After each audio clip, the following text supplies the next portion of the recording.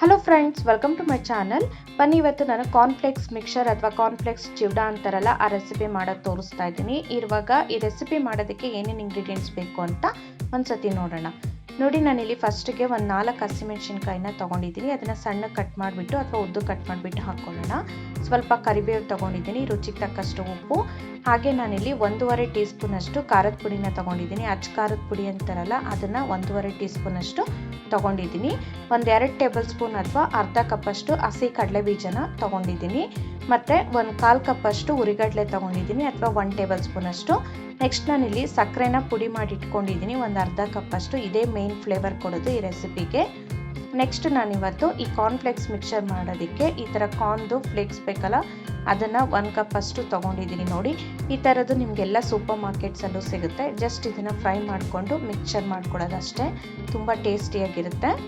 ಈಗ ಮಾಡೋದು ಹೇಗೆ ಅಂದ್ಬಿಟ್ಟು ನೋಡೋಣ.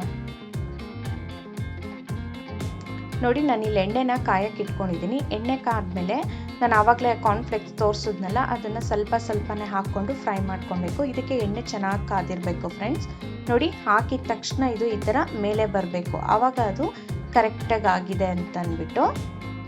ನೋಡಿ, ಇವಾಗ ಇದಾಗಿದೆ, ತೆಗೆದಿಟ್ಕೊಂಡು ಮತ್ತೆ ಇನ್ನೊಂದು ಸ್ವಲ್ಪ ಹಾಕ್ಕೊತಾ ಇದ್ದೀನಿ. ಮತ್ತು ಅದಾಗಿದೆ ಅಂತ ಯಾವಾಗ ಗೊತ್ತಾಗುತ್ತೆ ಅಂದರೆ, ನೀವು ಅದನ್ನು ಹಾಕಿದ ತಕ್ಷಣ ಅದೇನು ಬಬಲ್ಸ್ ಬಂತಲ್ಲ, ಅದೆಲ್ಲ ಫುಲ್ಲು ಸ್ಟಾಪ್ ಆಗೋಗಿರುತ್ತೆ, ಅವಾಗ ಅದಾಗಿದೆ ಅಂತ. ನೋಡಿ, ಇವಾಗ ನೋಡ್ತಾ ಇದ್ದೀರಲ್ಲ, ಬಬಲ್ಸ್ ಅನ್ನೋದೇ ಇಲ್ಲ, ಅದಾಗಿದೆ ಅಂತ. ಇದೇ ಥರನೇ ಎಲ್ಲನೂ ಎಷ್ಟು ಕ್ವಾಂಟಿಟಿ ತೊಗೊಂಡಿರ್ತೀರೋ ಅದಷ್ಟನ್ನು ಫ್ರೈ ಮಾಡ್ಕೊಳ್ಳಿ. ತುಂಬ ಕ್ವಿಕ್ಕಾಗಿ ಫ್ರೈ ಮಾಡ್ಕೊಬೋದು ಫ್ರೆಂಡ್ಸ್, ಸೆಕೆಂಡ್ಸಲ್ಲೇ ಆಗೋಗುತ್ತೆ. ನೆಕ್ಸ್ಟ್ ನಾನು ಆ ಕಾರ್ನ್ಫ್ಲೇಕ್ಸ್ನೆಲ್ಲ ಫ್ರೈ ಮಾಡ್ಕೊಂಡ್ಮೇಲೆ ಇದಕ್ಕೆ ನಾನಿವಾಗ ಹಸಿ ಕಡಲೆ ಬೀಜನ ಹಾಕ್ಕೊಂಡು ಕೆಂಪಗಾಗೋವರೆಗೂ ಚೆನ್ನಾಗಿ ಇದನ್ನು ಫ್ರೈ ಮಾಡ್ಕೊತಾ ಇದ್ದೀನಿ ಆಯಿಲಲ್ಲಿ. ನೀವು ಇದಕ್ಕೆ ಗೋಡಂಬಿ, ಒಣಕೊಬ್ಬರಿ ಸಹ ಹಾಕ್ಕೊಬೋದು. ನನ್ನ ಹತ್ರ ಅವೈಲಬಲ್ ಇರಲಿಲ್ಲ, ಸೊ ನಾನು ಆ್ಯಡ್ ಮಾಡಿಲ್ಲ. ನೋಡಿ, ಇವಾಗ ಕಡಲೆ ಬೀಜ ಆಗಿದೆ, ಇದನ್ನು ತೆಗೆದಿಟ್ಕೊಳ್ಳೋಣ. ನೆಕ್ಸ್ಟ್ ಇದಕ್ಕೆ ನಾನಿವಾಗ ಕಡಲೆ ಪಪ್ಪನ್ನ ಹಾಕ್ಕೊಳ್ತಾ ಇದ್ದೀನಿ, ಅಥವಾ ಉರಿಗಡಲೆ ಅಂತಾರಲ್ಲ ಇದನ್ನು ಅಷ್ಟೇ ಕೆಂಪಗಾಗೋವರೆಗೂ ಚೆನ್ನಾಗಿ ಇದನ್ನು ಫ್ರೈ ಮಾಡ್ಕೊಳ್ಳಿ. ಮತ್ತು ಇದಕ್ಕೆ ಸಕ್ಕರೆ ಪೌಡರ್ ಹಾಕೋದಂತೂ ಮರಿಬೇಡಿ, ಮೇಯ್ನ್ ಅದೇ ಫ್ಲೇವರ್ ಕೊಡೋದು ಈ ರೆಸಿಪಿಗೆ, ಅಂದರೆ ಈ ಮಿಕ್ಸ್ಚರ್ಗೆ ತುಂಬ ಚೆನ್ನಾಗಿರುತ್ತೆ ಸಕ್ಕರೆ ಪುಡಿನ ಹಾಕ್ಕೊಳ್ಳೋದ್ರಿಂದ. ಇವಾಗ ಹಸಿಮೆಣಸಿನ್ಕಾಯಿ ಫ್ರೈ ಮಾಡ್ಕೊಂಡ್ಮೇಲೆ ಕರಿಬೇವು ಸಹ ಹಾಕ್ಕೊಂಡು ಫ್ರೈ ಮಾಡ್ಕೊಳ್ಳೋಣ. ನೋಡಿ, ಎಲ್ಲನೂ ಫ್ರೈ ಮಾಡಿ ಈ ಥರ ಒಂದು ಬೌಲ್ಗೆ ಹಾಕ್ಕೊಂಡಿದ್ದೀನಿ. ಕಡಲೆ ಬೀಜ, ಕರಿಬೇವು, ಹಾಗೆ ಉರಿಗಡಲೆ ಮತ್ತು ಹಸಿಮೆಣಸಿನ್ಕಾಯಿ, ಕಾರ್ನ್ಫ್ಲೇಕ್ಸ್ ಇದಿಷ್ಟು ಫ್ರೈ ಮಾಡ್ಕೊಂಡಿದ್ದೀನಲ್ಲ, ಇದನ್ನೆಲ್ಲ ಈ ಥರ ಹಾಕ್ಕೊಂಡು ಚೆನ್ನಾಗಿ ಇದನ್ನು ಫಸ್ಟಿಗೆ ಒಂದು ಸತಿ ಮಿಕ್ಸ್ ಮಾಡ್ಕೊಳ್ಳೋಣ. ಮಿಕ್ಸ್ ಮಾಡ್ಕೊಂಡ್ಮೇಲೆ ಇದಕ್ಕೆ ಖಾರದ ಪುಡಿ, ಉಪ್ಪು ಎಲ್ಲನೂ ಆ್ಯಡ್ ಮಾಡ್ಕೊಳ್ಳಿ.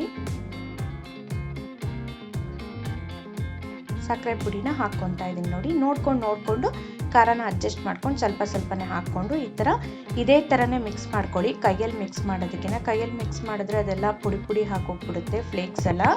ಸೊ ಅದಕ್ಕೆ ಇದೇ ಥರನೇ ಚೆನ್ನಾಗಿ ಫ್ರೈ ಮಾಡ್ಕೊಳ್ಳಿ. ನೋಡಿ, ಎಷ್ಟು ಚೆನ್ನಾಗಿ ಮಿಕ್ಸ್ಚರ್ ಆಗಿದೆ ನೋಡ್ತಾ ಇದ್ದೀರಲ್ಲ. ಅಂಗಡಿಯಿಂದ ತರೋದಕ್ಕಿಂತ ಈ ಥರ ಮನೆಯಲ್ಲೇ ಮಾಡಿಕೊಡಿ, ಮಕ್ಕಳೆಲ್ಲ ತುಂಬ ಇಷ್ಟಪಟ್ಟು ತಿಂತಾರೆ. ಮತ್ತು ಕಾರ್ನ್ಫ್ಲೇಕ್ಸ್ ಏನು ತುಂಬ ಕೆಟ್ಟದೇನಲ್ಲ, ಅದೆಲ್ಲ ಹೆಲ್ತಿ ಫುಡ್ಡೇನ, ಆರಾಮಾಗಿ ಮಕ್ಕಳಿಗೆ ಕೊಡ್ಬೋದು, ತುಂಬ ಚೆನ್ನಾಗಿರುತ್ತೆ.